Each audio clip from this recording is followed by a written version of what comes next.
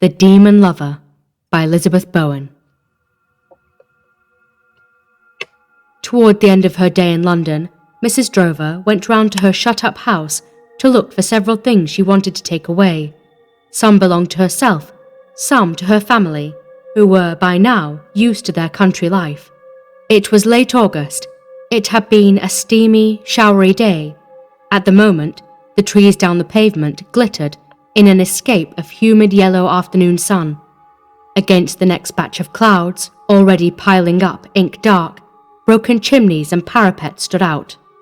In her once familiar street, as in any unused channel, an unfamiliar queerness had silted up. A cat wove itself in and out of railings, but no human eye watched Mrs. Drover's return. Shifting some parcels under her arm, she slowly forced round her latchkey in an unwilling lock, then gave the door, which had warped, a push with her knee.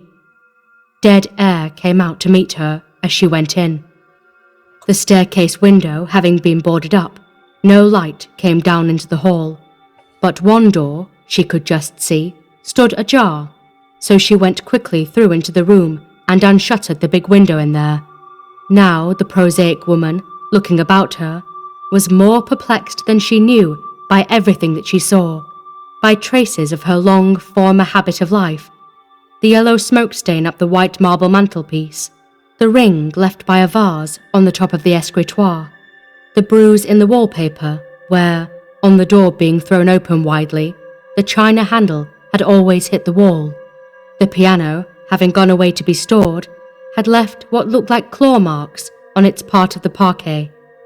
Though not much dust had seeped in, each object wore a film of another kind, and, the only ventilation being the chimney, the whole drawing room smelled of the cold hearth. Mrs. Drover put down her parcels on the escritoire and left the room to proceed upstairs. The things she wanted were in a bedroom chest. She had been anxious to see how the house was. The part-time caretaker she shared with some neighbours was away this week on holiday, known to be not yet back. At the best of times he did not look in often, and she was never sure that she trusted him. There were some cracks in the structure left by the last bombing, on which she was anxious to keep an eye, not that one could do anything. A shaft of refracted daylight now lay across the hall. She stopped dead and stared at the hall table. On this lay a letter addressed to her. She thought first, then the caretaker must be back. All the same, who, seeing the house shuttered, would have dropped a letter in at the box? It was not a circular, it was not a bill, and the post office redirected, to the address in the country, everything for her that came through the post. The caretaker, even if he were back, did not know she was due in London today. Her call here had been planned to be a surprise, so his negligence in the manner of this letter, leaving it to wait in the dust, annoyed her. Annoyed, she picked up the letter, which bore no stamp, but it cannot be important, or they would know. She took the letter rapidly upstairs with her, without a stop to look at the writing, till she reached what had been her bedroom, where she let in light. The room looked over the garden and other gardens. The sun had gone in. As the clouds sharpened and lowered, the trees and rank lawns seemed already to smoke with dark. Her reluctance to look again at the letter came from the fact that she felt intruded upon, and by someone contemptuous of her ways. However, in the tenseness preceding the fall of rain, she read it. It was a few lines. Dear Kathleen, you will not have forgotten that today is our anniversary, and the day we said, the years have gone by, at once slowly and fast. In view of the fact that nothing has changed, I shall rely upon you to keep your promise. I was sorry to see you leave London, but was satisfied that you would be back in time. You may expect me, therefore, at the hour arranged. Until then, K. Mrs. Drover looked for the date. It was today's. She dropped the letter onto the bed springs, then picked it up to see the writing again. Her lips beneath the remains of lipstick, beginning to go white. She felt so much the change in her own face that she went to the mirror, polished a clear patch in it, and looked at once urgently and stealthily in. She was confronted by a woman of 44, with eyes starting out under a hat brim that had been rather carelessly pulled down. She had not put on any more powder since she left the shop where she ate her solitary tea. The pearls her husband had given her on their marriage hung loose round her now rather thinner throat, slipping in the V of the pink wool jumper her sister knitted last autumn as they sat round the fire. Mrs. Drover's most normal expression was one of controlled worry, but of assent.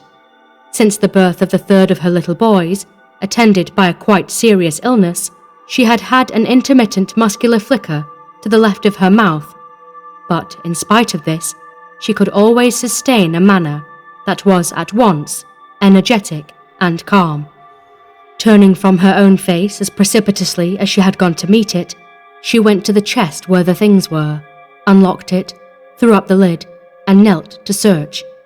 But as rain began to come crashing down, she could not keep from looking over her shoulder at the stripped bed on which the letter lay.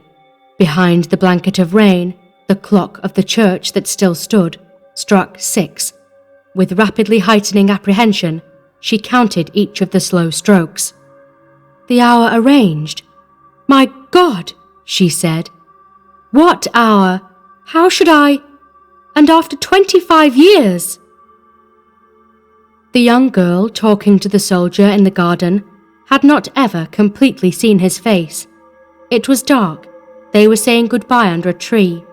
Now and then, for it felt, from not seeing him at this intense moment, as though she had never seen him at all, she verified his presence for these few moments longer by putting out a hand, which he each time pressed, without very much kindness, and painfully, onto one of the breast buttons of his uniform.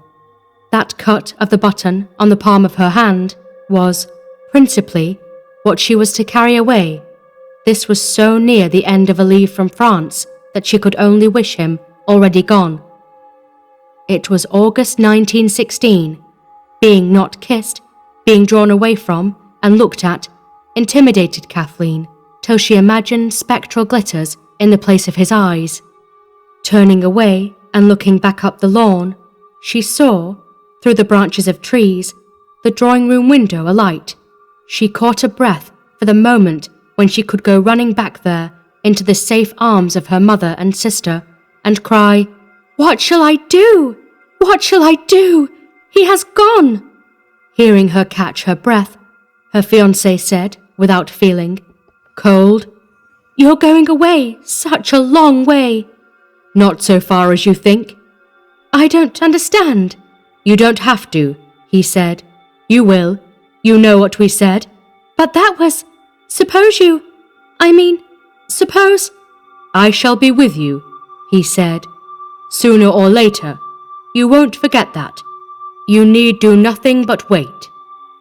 Only a little more than a minute later, she was free to run up the silent lawn, looking in through the window at her mother and sister, who did not for the moment perceive her. She already felt that unnatural promise drive down between her and the rest of all humankind. No other way of having given herself could have made her feel so apart, lost, and forsworn. She could not have plighted a more sinister troth. Kathleen behaved well when, some months later, her fiancé was reported missing, presumed killed. Her family not only supported her, but were able to praise her courage without stint because they could not regret, as a husband for her, the man they knew almost nothing about. They hoped she would, in a year or two, console herself, and had it been only a question of consolation, things might have gone much straighter ahead. But her trouble, behind just a little grief, was a complete dislocation from everything. She did not reject other lovers, for these failed to appear. For years she failed to attract men, and with the approach of her 30s, she became natural enough to share her family's anxiousness on this score. She began to put herself out, to wonder, and at 32, she was very greatly relieved to find herself being courted by William Drover. She married him, and the two of them settled down in this quiet, arboreal part of Kensington. In this house, the years piled up, her children were born, and they all lived till they were driven out by the bombs of the next war. Her movements as Mrs. Drover were circumscribed, and she dismissed any idea that they were still watched. As things were, dead or living, the letter writer sent her only a threat. Unable for some minutes to go on kneeling with her back exposed to the empty room, Mrs. Drover rose from the chest to sit on an upright chair whose back was firmly against the wall. The desuetude of her former bedroom, her married London home's whole air of being a cracked cup from which memory, with its reassuring power, had either evaporated or leaked away, made a crisis, and at just this crisis the letter writer had, knowledgeably, struck. The hollowness of the house this evening cancelled years on years of voices, habits, and steps. Through the shut windows she only heard rainfall on the roofs around. To rally herself, she said she was in a mood, and, for 2 or 3 seconds, shutting her eyes, told herself that she had imagined the letter. But she opened them. There it lay on the bed. On the supernatural side of the letter's entrance, she was not permitting her mind to dwell. Who in London knew she meant to call at the house today? Evidently, however, this had been known. The caretaker, had he come back, had had no cause to expect her. He would have taken the letter in his pocket to forward it at his own time, through the post. There was no other sign that the caretaker had been in. But, if not, letters dropped in at doors of deserted houses do not fly or walk to tables in halls. They do not sit on the dust of empty tables with the air of certainty that they will be found. There is needed some human hand, but nobody but the caretaker had a key. Under circumstances she did not care to consider, a house can be entered without a key. It was possible that she was not alone now. She might be waited for, downstairs. Waited for until when? Until the hour arranged. At least that was not 6 o'clock. 6 has struck. She rose from the chair and went over and locked the door. The thing was to get out. To fly? No, not that. She had to catch her train. As a woman whose utter dependability was the keystone of her family life, she was not willing to return to the country, to her husband, to her little boys, and her sister, without the objects she had come up to fetch. Resuming her work at the chest, she set about making up a number of parcels in a rapid, fumbling, decisive way. These, with her shopping parcels, would be too much to carry. These meant a taxi. At the thought of the taxi, her heart went up and her normal breathing resumed. I will ring up the taxi. The taxi cannot come too soon. I shall hear the taxi out there running its engine till I walk calmly down to it through the hall. I'll ring up. But no, the telephone is cut off. She tugged at a knot she had tied wrong. The idea of flight. He was never kind to me, not really. I don't remember him kind at all. Mother said he never considered me. He was set on me, that was what it was. Not love, not meaning a person well. What did he do to make me promise like that? I can't remember. But she found that she could. She remembered with such dreadful acuteness that the 25 years since then dissolved like smoke, and she instinctively looked for the wheel left by the button on the palm of her hand. She remembered not only all that he said and did, but the complete suspension of her existence during that last August week. I was not myself. They all told me so at the time. She remembered, but with one white burning blank, as where acid has dropped on a photograph. Under no conditions could she remember his face. So, wherever he may be waiting, I shall not know him. You have no time to run from a face you do not expect. The thing was to get to the taxi before any clock struck what could be the hour. She would slip down the street and round the side of the square to where the square gave on the main road. She would return in the taxi, safe to her own door, and bring the solid driver into the house with her to pick up the parcels from room to room. The idea of the taxi driver made her decisive, bold. She unlocked the door, went to the top of the staircase, and listened down. She heard nothing, but while she was hearing nothing, the passé air of the staircase was disturbed by a draught that travelled up to her face. It emanated from the basement. Down there, a door or window was being opened by someone who chose this moment to leave the house. The rain had stopped. The pavements steamily shone as Mrs. Drover let herself out by inches from her own front door into the empty street. The unoccupied houses opposite continued to meet her look with their damaged stare. Making toward the thoroughfare and the taxi, she tried not to keep looking behind.